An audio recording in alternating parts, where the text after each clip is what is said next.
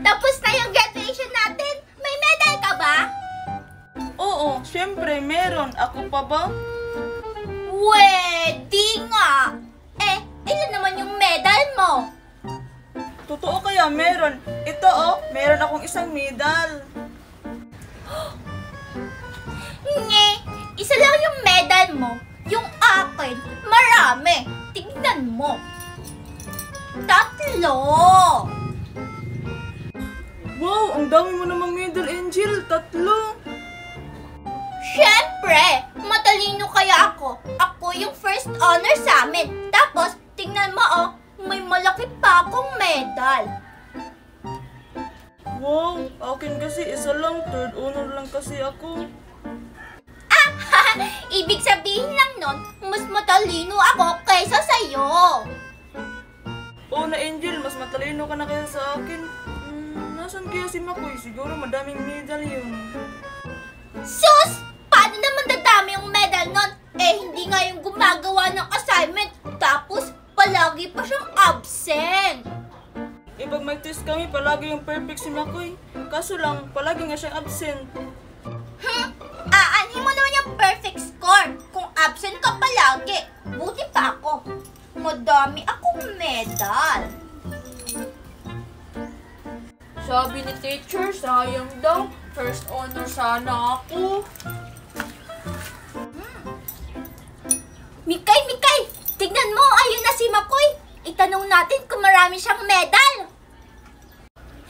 Oo nga. O sige, Angel. Makoy! Hi, Mikay! Hi, Angel! Mikay, parang wala namang dala o suot si Makoy ng medal Siguro, wala siyang medal. Hala, oo nga, Angel, no? Wala sigurong medal si Makoy kahit isa. Tara, itanong natin, Mikay. Ipapainggit natin to sa kanyang mga medal natin. Makoy, may medal ka ba?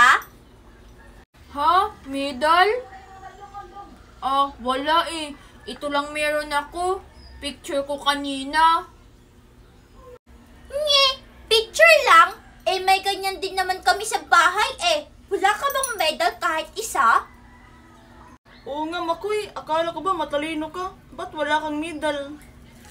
Sabi ni teacher sa akin, first honor daw sana ako. Kaso nga lang, palagi akong uma-absent.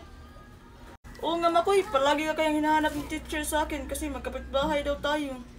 Yan kasi, palagi kang uma-absent. Siguro, kaya palagi kang absent kasi palagi kang naglalaro, no? Yan tuloy, wala kang medal. Ha? Hindi Hindi ako naglalaro pag uma-absent ako. Nagsisinungaling ka pa? Ano naman yung gagawin mo pag uma-absent ka? Hindi ako nagsisinungaling, Angel. Kaya ako uma-absent kasi tinutulungan ko si Mama Osing magtinda ng gulay para may pangbili kami ng bigas. Yan ka na naman, Makoy. Nagsisinungaling ka na naman. Hindi ako naniniwala na tinutulungan mo si Aling Using na magtinda ng gulay. Ang tamad-tamad mo kaya. Ha?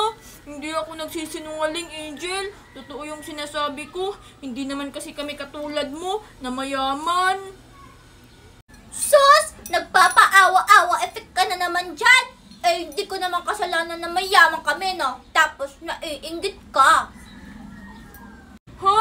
Hindi naman ako naiinggit sa'yo, Angel. Ang sabi ko lang naman, kailangan kong tulungan si Mama Osing, kaya ako uma-absent.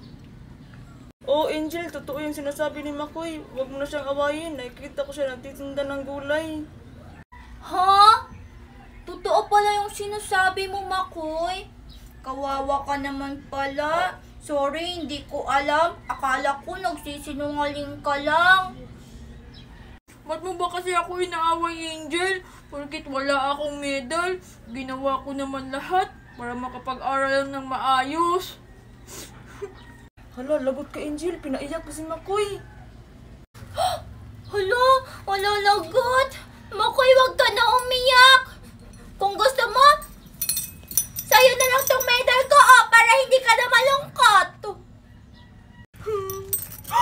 Talaga, Angel? Ibibigay mo sa akin yung medal mo? Oo, Makoy, para hindi ka na malungkot. Nakakaawa ka naman kasi wala kang medal. O, ito oh. Wow! Ang dami! Salamat, Angel! O sige, Angel, uuwi na ako. Ipapakita ko to kay Mama Using. Hala, Angel, ba't na binigay yung medal mo? Ha? Eh, bakit naman, Mikay? Hindi ba pwede yun?